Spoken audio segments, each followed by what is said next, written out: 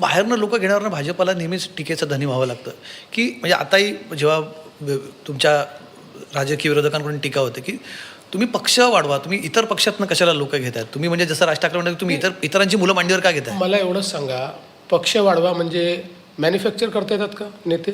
Manufacture होतात का? कुठल्या तरी पक्षातनंच आलेले आहेत ना. राज ठाकरेंच्या पक्षात कुठनं लोक आले ते काय त्यांनी मॅन्युफॅक्चर केले? शिवसेनेतनंच आले. शिवसेनेत कुठनं लोक आले? कुठल्या तरी पक्षातनंच आले ना. लोक काय मॅन्युफॅक्चर थोडी होतात. आमची एकच पार्टी अशी आहे ज्या पार्टीत आजही 70-80% लोक होमग्रोन आहेत आणि 10% लोक हे 20-20 वर्ष पक्षात आहे बाहेरून आले असले तरी.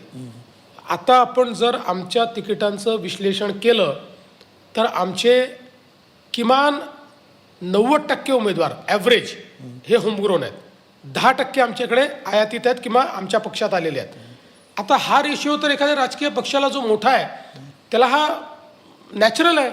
कारण जर तुमच्याकडे निवडून येणारे लोक येत आहेत आणि ही निवडणूक काय विधानसभेची थोडी आहे, ही निवडणूक कॉर्पोरेशनची निवडणूक आहे. कॉर्पोरेशनच्या निवडणुकीमध्ये त्या ठिकाणी अनेक वेळा लोकल नेते अशी असतात की ज्यांचं तिथे पगडा असतो, म्हणजे तिथे पक्षभिक्ष नसतो. अनेक वेळा म्हणजे एखादा पक्ष खूप स्ट्रॉंग आहे त्याहीपेक्षा त्या व्यक्तीवर लोकांचं प्रेम असतं, कारण तो लोकांच्या सुखदुःखात असतो.